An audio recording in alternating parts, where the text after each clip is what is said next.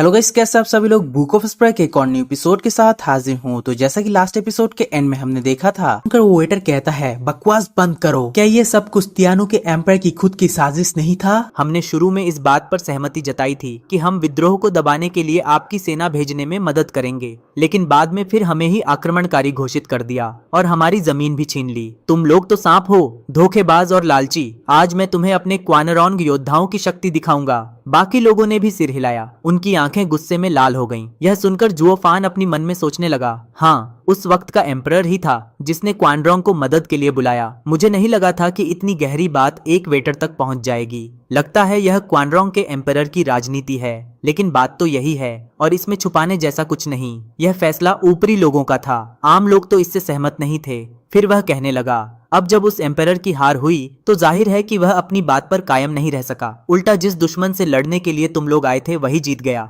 और उसने तुमसे हिसाब बराबर कर लिया। क्योंकि उसका तुमसे कोई सौदा नहीं था तो उसने तुम्हें इस्तेमाल किया। यह सुनते ही वेटर का चेहरा थोड़ा सा फड़का।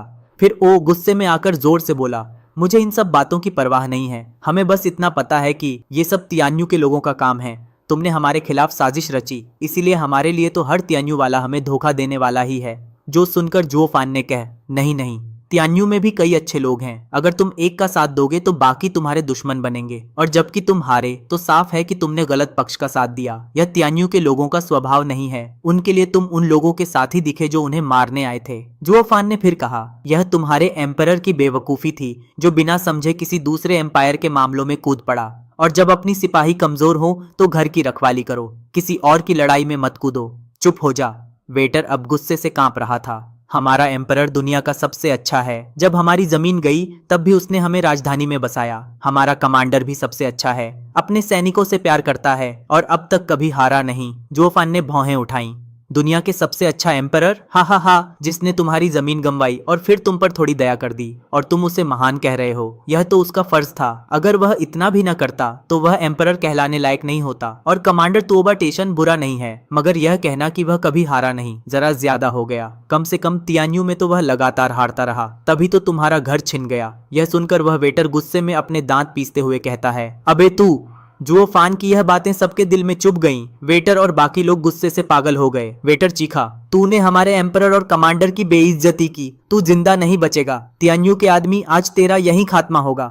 इसी के साथ वहां पर सब खड़े हो गए और जुओ फान की ओर झपटे। यह देखकर जुओ फान ने बस इतना कहा, कुछ प्रोफाउंड हेवन वाले और बाकी बोन टेम्परिंग वाले लोग अपनी भोली भाली आंखें खोलकर देखो। मैं रेडिएंट स्टेज के 8th लेयर पर हूँ। तुम जैसे साधारण लोग रेडिएंट स्टेज के 8th लेयर वाले को क्या कर लोगे? इतना सुनते ही वह वेटर शॉक्ड हो गया। Radiant stage? सभी की आंखें फटी की फटी रह गईं। वह सब सन्न रह गए और कांपते हुए कहने लगा, हमने बिना सोचे समझे बहुत बड़ी गलती कर दी। सन्नाटा ऐसा था जैसे उन सभी की कानों में धमाका हो गया हो। सभी लोग एक दूसरे को देख रहे थे। फिर जुओ फान की ओर मूर्खों जैसी नजरों से देखा, लेकिन कोई हिला तक नहीं। वेटर तो अब पसीने में भीग चुका था, कांप रहा था जैसे कोई बच्चा हो और जैसे रोने ही वाला था। मुझसे कितनी बड़ी गड़बड़ हो गई। कम से कम मुझे उसका कल्टीवेशन लेवल चेक कर लेना चाहिए था गुस्से में आने से पहले। अब जाकर उसे समझ आया कि उसका बोन टेम्परिंग कल्टीवेशन इतना भी नहीं था कि वह जुओ फान का स्तर देख पाए, यानी सामने वाला उससे कई गुना ऊपर था। रेस्टोरेंट के सारे लोग जुओ फान को ऊपर से नीचे तक देखने लगे, फिर अपनी किस्मत को कोसने लगे। हमें कुछ भी समझ नहीं आ रहा, हम तो उसे छू भी नहीं सकते, जैसी हालत है हमारी। सब वहीं के वहीं अकड़ गए। तभी जुओ फान हल्का सा हंसते हुए बोला, क्या हुआ? मुझसे लड़ना नहीं था तुम्हें? अभी अभी तुम सभी नहीं तो कहा था कि तुम मुझे मार डालोगे? सबने एक साथ सिर हिलाकर कहा, नहीं नहीं नहीं। उन सभी को अच्छे से पता था कि वह लोग उसकी बराबरी के नहीं थे। अगर अब हमला कर देते तो एक झटके में मारे जाते।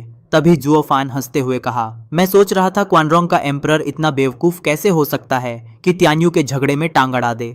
अब समझ आया, क्वानरॉन्ग वाले सिर्फ ताकत के भरोसे होते हैं, आंख बंद करके हमला कर देते हैं। इसे बहादुरी या वीरता कहना तो बस एक तरीके से किसी को बेवकूफ बुलाने जैसा है।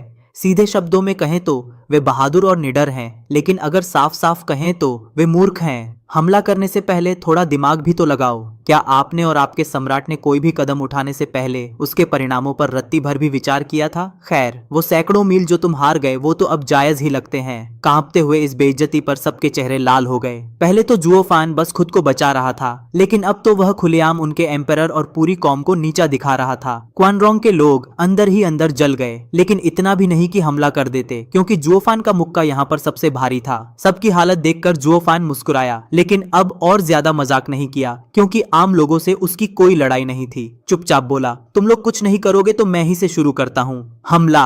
वेटर डर के मारे चिल्ला पड़ा। एक रेडिएंट स्टेज का आदमी तो बस सोचते ही मार सकता है। सब मारे जाते। तभी बाकी लोग घबराकर घुटनों पर गिर गए और अपनी जान की भीख मांगने लगे। तभी जुओफान तिरस्कार पूर्वक बोला, तुम सभी क्या कर रहे हो? कौन मारेगा तुम्हें? तुम लोग तो इसकी लायक भी नहीं हो। मैं तो बस यह कहने वाला था, अगर तुम लोग कुछ नहीं करोगे तो मैं 2-4 सवाल पूछ लूं, फिर निकल जाना। यह सुनकर वह वेटर कहता है, अरे तो ये बात है। किस कमीने ने पहले ही चिल्ला दिया कि वह हमला करेगा? सबने राहत की सांस ली। कुछ लोग कहने लगा, साला मेरी तो जान ही निकल गई थी। उसने सिर झुका लिया और अंदर ही अंदर सोचने लगा, मुझे क्या पता था कि यह बंदा उल्टा चलेगा। आमतौर पर तो अगर सामने वाला हमला ना करे तो दूसरा करता है ना। लोगों की घूरती नजरों को नजरअंदाज करते हुए जुओफान बोला, वेटर तुझसे ही पूछता हूँ, तू जो लड़ाई की बात कर रहा था वह किसके साथ हो रही है? यह सुन के वेटर हैरान होकर पूछता है, आपको नहीं पता? जुओफान ने आंखें घुमाई और गुस्से में बोला, तो फिर पूछ क्यों रहा हूँ मैं? हाँ, सीनियर ने तुमसे सवाल किया है और तुम बहस कर रहे हो। जल्दी जवाब दे दे, इससे पहले कि सीनियर नाराज हो जाए। वेटर, ज्यादा बात मत बना, जवाब दे। रेस्टोरेंट के सारे लोग उस पर चिल्लाने लगे और उसे नीचा दिखाने लगे। वेटर झुककर बोला, सर हम लोग तियान्यू से युद्ध कर रहे हैं। आप भी तियान्यू से हो तो मुझे लगा आपको पता होगा। जो सुन के जुओफान कहता है, क्या फिर से लड़ाई शुरू हो गई? लेकिन किस लिए और कब से यह चल रहा है? वेटर जवाब दिया, करीब 1 महीना हो गया। सुना है हमारे सम्राट को गार्डियन सेक्ट का पूरा समर्थन मिला है और उन्होंने हमारी जमीन वापस लेने की कसम खा ली है। साथ ही 8 साल पहले जो गलती हुई थी उसे सुधारने के लिए बॉर्डर पर मार्शल लॉ लगा दिया गया है ताकि कोई तियान्यू का जासूस अंदर न आ सके। इसलिए जब आपने इतना कहते ही देशभक्ति में डूबा वेटर यह भूल गया कि वह क्या बोल रहा था और किसके सामने बोल रहा था, तो उसने तुरंत चुप हो जाना ही बेहतर समझा। फिर अपनी मुंह में हाथ रखते हुए सोचता है, दिमाग गड़बड़ था क्या जो मैं ऐसे बंदे को रिपोर्ट देने लग गया? यह कोई जासूस हो सकता है। यह देखकर जुओफान मुस्कुराते हुए कहता है, घबरा मत, मैं कोई जासूस नहीं हूँ। क्या कभी किसी जासूस को खुलेआम जानकारी निकालने की कोशिश करते देखा है? वैसे भी जो तूने अभी तक बताया वह तो सबको पता है। मैं तो सालों से तियान्यू से दूर था, अब वापस जा रहा हूँ, इसलिए कुछ नहीं पता था। वेटर ने चैन की सांस ली। चलो, देश तो नहीं बेचा मैंने। जुओफान ने गहराई से सोचा, यहाँ कुछ गड़बड़ है। मैं लुओ क्लैन की ताकत देख चुका हूँ और क्वानरोंग के पास इतनी हिम्मत नहीं कि वह तियान्यू पर हमला करें। और बीस्ट टेमिंग सेक्ट अगर उनका साथ दे भी रहा है तो वह तो एक ही सेक्ट है, जबकि सामने 3 गार्डियन सेक्ट हैं। मतलब कोई अंदर खाने सौदा हुआ है क्या? कोई न कोई फिर से पर्दे के पीछे से साजिश रच रहा है। दोनों पक्षों के उच्च पदस्थ अधिकारियों के बीच आखिर कौन सा घिनौना समझौता हुआ है? जो सुन के वेटर ने हैरानी से पूछा, आप क्या कह रहे हैं सर? जुओफान ने हाथ घुमाया। कुछ नहीं, वैसे भी इससे मेरा कोई लेना देना नहीं है। क्वानरोंग तो वैसे भी हार जाएगा। हाँ, एक और बात पूछनी थी, क्या तुम्हारे यहाँ कोई ऐसी जगह है जहाँ का नज़ारा बेहद शानदार हो? क्या आपको यहाँ कोई प्रसिद्ध पर्वत, नदियाँ या अनोखे दर्शनीय स्थल पता है क्या? प्रसिद्ध पहाड़ और नदियाँ? वेटर तो जैसे समझ ही नहीं पाया। लोग भी चकरा गए। उसने फिर सिर हिलाकर कहा, सर क्वानरोंग ऐसी जगह नहीं है जैसे तियान्यू है। यहाँ सब सूखा सूखा है तो नज़ारा कहाँ से मिलेगा? अगर आपको घूमना है तो तियान्यू जाइए, वहाँ हर तरफ हसीन नज़ारे हैं। जो सुन के जुओफान फिर से पूछता है, तो फिर कोई खतरनाक पहाड़ वगैरह है? कोई ऐसा इलाका जहाँ जानवर अक्सर गायब हो जाते हों और जो इंसानों को निगल जाती है और इंसानों और जानवरों के गुजर जाने के बाद बिना कोई निशान छोड़े गायब हो जाती है? इतना कहते ही जुओफान सोचता है, जहां वर्ल्ड विंड टनल की वजह से स्पिरिचुअल एनर्जी इकट्ठा होती है वहां जरूरी नहीं कि कोई जन्नत बने। वहां का माहौल बिल्कुल उल्टा भी हो सकता है। दूसरी ओर वेटर अब भी कंफ्यूज था। सर आपने ऐसा कहां से सुना? हमारे यहाँ सब सूखा जरूर है, पर ऐसा नहीं है कि जहर भरी जमीन हो, वरना हम लोग कब के मर गए होते। जुओफान ने माथा सिकोड़ लिया और सोचने लगा, क्या वो बूढ़े ड्रैगन एंसेस्टर के सेंस गड़बड़ थे जब उसने नक्शा बनाया था? यहाँ तो वर्ल्ड विंड टनल का कोई नामो निशान नहीं है। इसका मतलब बाकी जगह भी गलत हो सकती है। इतने बड़े इलाके में मैं कैसे ढूंढूं 8 वर्ल्ड विंड टनल्स को? जुओफान उलझन में था। वेटर और बाकी लोग सांस तक नहीं ले रहे थे। डर था कि कहीं वह गुस्से में ना आ जाए और उन्हें मार डाले। सब उसके अगले शब्द का इंतजार कर रहे थे। तभी कोई एक टेबल को लात मारते हुए अंदर आता है और कहता है, यहाँ के मालिक कहाँ हैं? यह सुनते ही इस भारी माहौल में सबने अपनी सिर घुमाया। तभी कुछ भारी कदमों की आवाज आई और 2 हट्टे कट्टे लोग अंदर दाखिल हुए। बढ़िया कपड़े पहने हुए और उनकी कद काठी साफ बता रही थी कि वह पीक प्रोफाउंड हेवन स्टेज के कल्टीवेटर हैं।